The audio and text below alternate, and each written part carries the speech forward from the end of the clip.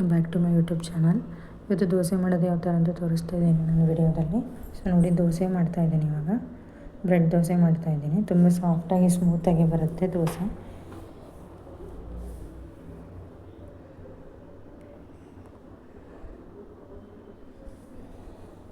ನಾನು ಗೀನ ಅಪ್ಲೈ ಮಾಡ್ತಾಯಿದ್ದೀನಿ, ತುಪ್ಪ ಅಪ್ಲೈ ಮಾಡ್ತಾಯಿದ್ದೀನಿ ಒಂದು ಸೈಡು. ತುಪ್ಪ ಹಾಕಿದರೆ ತುಂಬ ಟೇಸ್ಟಿಯಾಗಿರುತ್ತೆ, ತುಂಬ ಇಷ್ಟ ನಮ್ಮ ಮನೇಲಿ ಎಲ್ರಿಗೂ. ಸೊ ಇವಾಗ ಸಾಂಬಾರು ಮಾಡ್ತಾಯಿದ್ದೀನಿ. ಒಂದು ಕಡೆ ಕುಕ್ಕರಲ್ಲಿ 1 ಕಪ್ ಆಗೋಷ್ಟು ಬೇಳೆ ಹಾಕ್ಕೊತಾ ಇದ್ದೀನಿ. ನುಗ್ಗೆಕಾಯಿ ಸಾಂಬಾರು ಮಾಡೋದು ತೋರಿಸ್ತಾ ಇದ್ದೀನಿ ನಾನು ಇವಾಗ. ಸೊ ಅದನ್ನು ವಾಶ್ ಮಾಡಿ ಇಟ್ಕೊಂಡಿದ್ದೀನಿ ಚೆನ್ನಾಗಿ 2 ಟೈಮ್ಸ್ ನೀರಲ್ಲಿ. ನೆಕ್ಸ್ಟು ಅದಕ್ಕೆ 2 ಟೊಮೊಟೊ ಆ್ಯಡ್ ಮಾಡ್ತಾಯಿದ್ದೀನಿ ಕುಕ್ಕರಿಗೆ.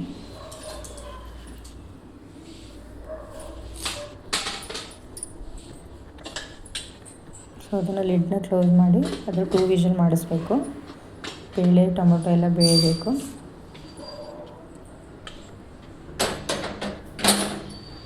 ನೆಕ್ಸ್ಟ್ ನುಗ್ಗೆಕಾಯಿ ನಾನು 2 ಟೈಮ್ಸ್ ಚೆನ್ನಾಗಿ ವಾಶ್ ಮಾಡಿ ಇಟ್ಕೊಂಡಿದ್ದೀನಿ. ನುಗ್ಗೆಕಾಯಿನ ನೋಡಿ, ಸ್ಮಾಲ್ ಪೀಸಸ್ ಕಟ್ ಮಾಡಿ ಇಟ್ಕೊಂಡಿರ್ತಾರೆ.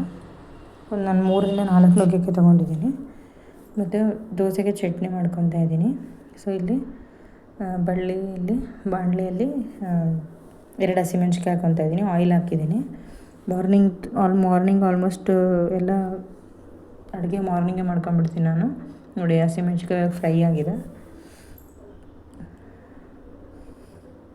ಮತ್ತು ಟೊಮೊಟೊ ಆ್ಯಡ್ ಮಾಡ್ತಾಯಿದ್ದೀನಿ. ಟೊಮೊಟೊ ಚಟ್ನಿ ಮಾಡ್ತಾಯಿದ್ದೀನಿ ದೋಸೆಗೆ. ಅದಕ್ಕೋಸ್ಕರ ತುಂಬ ಚೆನ್ನಾಗಿರುತ್ತೆ, ತುಂಬ ಟೇಸ್ಟಿಯಾಗಿರುತ್ತೆ. ಒಂದು ಸಾರಿ ಮಾಡಿದರೆ ಇನ್ನೂ ಬೇಕು ಅಂತ ಅನಿಸುತ್ತೆ, ನಿಮಗೆ ತಿನ್ನಬೇಕು ಅನಿಸುತ್ತೆ. ಪದೇ ಅದನ್ನೇ ಮಾಡ್ಕೋಬೇಕು ಅಂತಲೇ ಇಷ್ಟ ಆಗುತ್ತೆ ಟೇಸ್ಟು.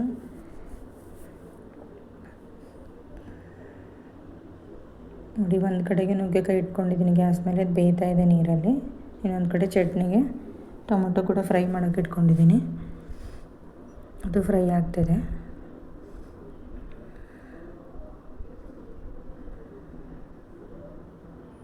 ಸ್ಪೂನಲ್ಲಿ ಪದೇ ಈ ಥರ ಮಿಕ್ಸಿಂಗ್ ಮಾಡ್ಕೋಬೇಕು, ಹಂಗಾದರೆ ಬೇಗ ಫ್ರೈ ಆಗುತ್ತೆ.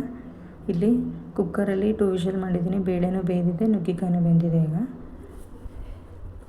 ಚಟ್ನಿಗೆ ಟೊಮೊಟೊ ಕೂಡ ರೆಡಿಯಾಗಿದೆ. ಈಗ ಸಾಫ್ಟ್ ಆಗಿದೆ ಟೊಮೊಟೊ. ಅಲ್ಲಿ ತನಕ ಫ್ರೈ ಮಾಡಬೇಕು ಟೊಮೊಟೊನ.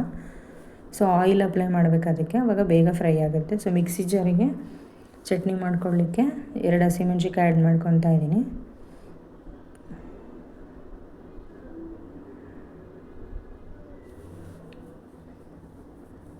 ನೆಕ್ಸ್ಟು 1 ಬೆಳ್ಳುಳ್ಳಿ, ಜೊತೆಗೆ ಒಂದು ಹ್ಯಾಂಡ್ಫುಲ್ಲಷ್ಟು ಕೊತ್ತಂಬರಿ ಸೊಪ್ಪು. ನೆಕ್ಸ್ಟು ಇದು ಟೊಮೊಟೊ ಫ್ರೈ ಮಾಡ್ಕೊಂಡಿದ್ದಿಲ್ಲ, ಅದನ್ನು ಹಾಕ್ತಾಯಿದ್ದೀನಿ. ತುಂಬ ಬಿಸಿ ಇದೆ, ಅದು ಕೈಯಲ್ಲಿ ಹಿಡ್ಕೊಳಕ್ಕಾಗ್ತಾಯಿಲ್ಲ ನನಗೆ. ತುಂಬ ಬಿಸಿ ಇರುತ್ತೆ ಇದು ಟೊಮೊಟೊ ಫ್ರೈ ಮಾಡಿರ್ತೀವಲ್ಲ ಆಯಿಲಲ್ಲಿ. ಸೊ ಅದನ್ನು ಕೂಡ ಜಾರಿಗೆ ಆ್ಯಡ್ ಮಾಡ್ಕೋಬೇಕು ಇವಾಗ.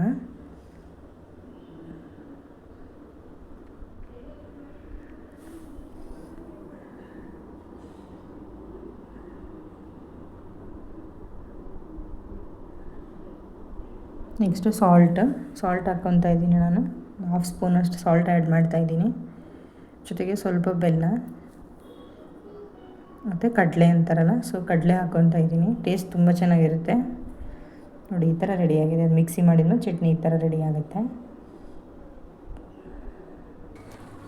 ಸೊ ನೆಕ್ಸ್ಟು ಸಾಂಬಾರು ತೋರಿಸಿದ್ಮೇಲೆ ನಿಮಗೆ ಸಾಂಬಾರು ಕುಕ್ಕರಲ್ಲಿ ಮಾಡಿರೋದನ್ನೆಲ್ಲ ಈಗ ಹೆಂಗೆ ಮಾಡ್ತೀವಿ, ಸಾಂಬಾರು ಒಗ್ಗರಣೆ ಕೊಡ್ತೀವಿ. ಸೊ ನೆಕ್ಸ್ಟ್ ಲಾಸ್ಟ್ ಇದು. ಸೊ ಎಣ್ಣೆಯಲ್ಲಿ ಸಾಸಿವೆ ಜೀರಿಗೆ ಹಾಕ್ಕೋಬೇಕು ಫಸ್ಟ್ ಪಾತ್ರೆಗೆ. ನುಗ್ಗೆಕಾಯಿ ಬೇಳೆ ಎಲ್ಲ ಬೇಯಿಸ್ಕೊಂಡಿರ್ತೀರ ಸಪ್ರೇಟಾಗಿ. ಸೊ ಲಾಸ್ಟಿಗೆ ಸಾಂಬಾರಿಗೆ ಒಗ್ಗರಣೆ ಕೊಡೋದಂತ ಹೇಳ್ತೀವಿ ನಾವು. ಸೊ ಲಾಸ್ಟಿಗೆ ಸಾಂಬಾರು ಪ್ರಿಪೇರ್ ಆಗುತ್ತೆ ಈ ಥರ.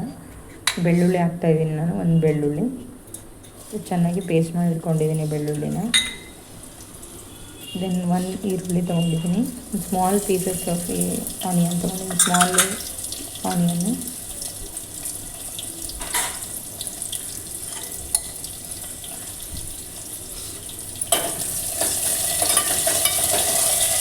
ಈ ಥರ ಫ್ರೈ ಆಗಬೇಕು ಬೆಳ್ಳುಳ್ಳಿ ಮತ್ತು ಈರುಳ್ಳಿ ಚೆನ್ನಾಗಿ.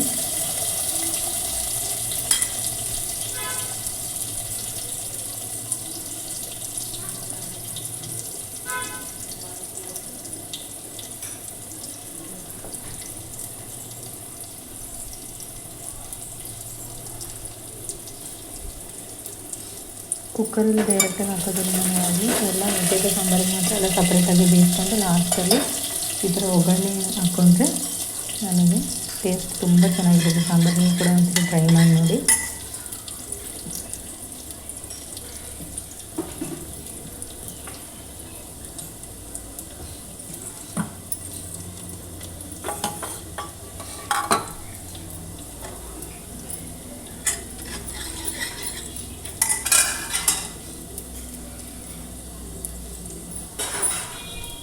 ಇದು ಈರುಳ್ಳಿ ಬೆಳ್ಳುಳ್ಳಿ ಹಸಿ ವಾಸನೆ ಎಲ್ಲ ಹೋಗೋವರೆಗೂ ನೆಕ್ಸ್ಟು ಈರುಳ್ಳಿ ಸ್ವಲ್ಪ ಬ್ರೌನಿಶ್ ಆಗಬೇಕು, ಅಲ್ಲಿವರೆಗೂ ಫ್ರೈ ಮಾಡಬೇಕು.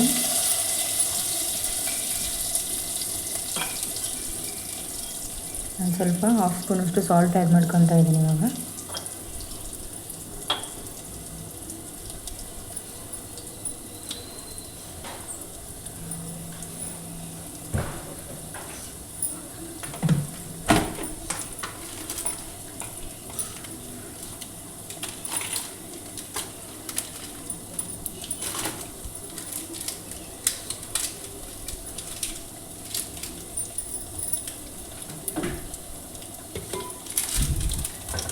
ನೆಕ್ಸ್ಟು ನಾನು MTR ಸಾಂಬಾರು ಪೌಡರ್ ಯೂಸ್ ಮಾಡ್ತಾ ಇದ್ದೀನಿ. ನಾನು ಯಾವಾಗಲೂ ಸಾಂಬಾರಿಗೆ ಇದೇ ಸಾಂಬಾರು ಪೌಡರ್ ಯೂಸ್ ಮಾಡೋದು, ಟೇಸ್ಟ್ ತುಂಬ ಚೆನ್ನಾಗಿರುತ್ತೆ. ಸೊ ಅದನ್ನು ಆ್ಯಡ್ ಮಾಡ್ತಾಯಿದ್ದೀನಿ.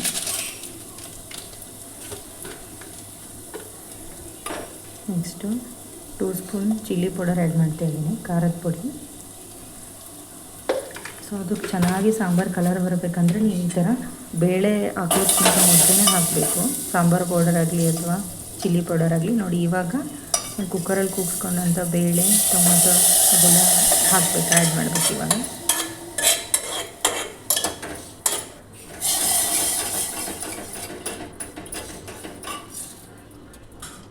ಸ್ವಲ್ಪ ವಾಟರ್ ಕೂಡ ಆ್ಯಡ್ ಮಾಡಬೇಕು, ಅದು ಕುಕ್ಕರಲ್ಲೆಲ್ಲ ಬೇಳೆ ಹಾಗೆ ಇರುತ್ತಲ್ಲ.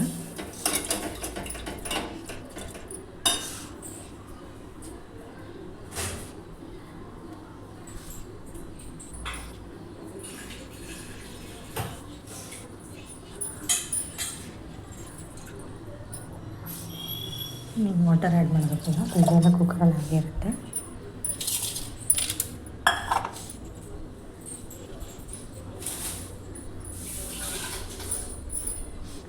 ಬೇರೆ ಅದು ಬಿಟ್ಟು ಜೊತೆಗೆ ಬೇಳೆ ಜೊತೆಗೆ ಹಾಕಿರೋ ನೀರಲ್ಲದೆ ಇನ್ನೊಂದು ಸ್ವಲ್ಪ ವಾಟರ್ ಕೂಡ ಎಕ್ಸ್ಟ್ರಾ ಆ್ಯಡ್ ಮಾಡಬೇಕಾಗುತ್ತೆ ನಾವು ಇದಕ್ಕೆ.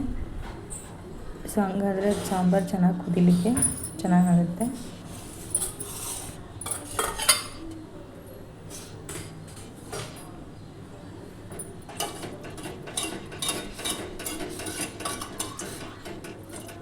ಬೇಳೆ ಟೊಮೊಟೊ ಎಲ್ಲ ಮಿಕ್ಸಪ್ ಆಗಬೇಕು. 2 ಮಿನಿಟ್ಸ್ ಮತ್ತೆ ಕುದಿಯೋಕ್ಕೆ ಬಿಡಬೇಕು. ಇದನ್ನೀಗ ನೋಡಿ ಸ್ವಲ್ಪ ನೀರು ಆ್ಯಡ್ ಮಾಡೋದು ಹೇಳ್ದಲ್ವ, ನೀರು ಆ್ಯಡ್ ಮಾಡ್ಕೋಬೇಕಂತ. ಇವಾಗ ನೀರು ಆ್ಯಡ್ ಮಾಡ್ತಾಯಿದ್ದೀನಿ ನೋಡಿ ನಾನು.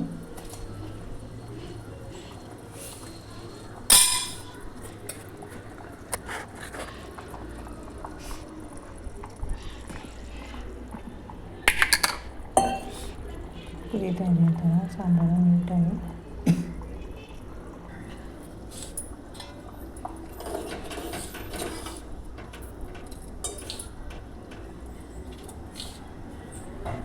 ಇವಾಗ ನುಗ್ಗೆಕಾಯಿ ಹಾಕ್ಕೊತಾ ಇದ್ದೀನಿ, ಬೇಯಿಸ್ಕೊಂಡಿರೋವಂಥ ನುಗ್ಗೆಕಾಯಿ ಆ್ಯಡ್ ಮಾಡ್ತಾಯಿದ್ದೀನಿ. ಈಗ ನುಗ್ಗೆಕಾಯಿನ ಲಾಸ್ಟಲ್ಲಿ ಆ್ಯಡ್ ಮಾಡಬೇಕು, ಬಿಫೋರಾಗೆ ಮಿಕ್ಸ್ ಮಾಡಿಬಿಟ್ರೆ ಅದರಲ್ಲಿ ಏನಾಗುತ್ತೆ, ಅದೆಲ್ಲ ಸಪ್ರೇಟಾಗಿ ಮೊದಲೇ ಬೇಯಿಸ್ಕೊಂಡಿರ್ತೀವಲ್ಲ, ಎಲ್ಲ ಪೀಸ್ ಹಾಕ್ಬಿಡುತ್ತೆ, ಅದು ನಿಮಗೆ ತಿನ್ಲಿಕ್ಕೆ ಬರೋದಿಲ್ಲ. ಸೊ ಅದಕ್ಕೆ ಲಾಸ್ಟಲ್ಲಿ ಇನ್ನೇನು ಸಾಂಬಾರು ಗ್ಯಾಸ್ ಆಫ್ ಮಾಡ್ತೀವಿ ಅಂತ ಅಂದಾಗ ಮಾತ್ರ ಲಾಸ್ಟ್ 2 ಮಿನಿಟ್ಸಲ್ಲಿ ನುಗ್ಗೆಕಾಯಿನ ಆ್ಯಡ್ ಮಾಡಬೇಕು ಅದಕ್ಕೆ. ಸೊ ಅವಾಗ ಅದೇನೂ ಆಗೋಲ್ಲ, ನೀಟಾಗಿ ನಾವು ಹೆಂಗೆ ಆ್ಯಡ್ ಮಾಡಿರ್ತೀವೋ ಅದೇ ಥರನೇ ಇರುತ್ತೆ ನುಗ್ಗೆಕಾಯಿ. ನಿಮಗೆ ತಿನ್ನಲಿಕ್ಕೂ ಟೇಸ್ಟ್ ಚೆನ್ನಾಗಿರುತ್ತೆ.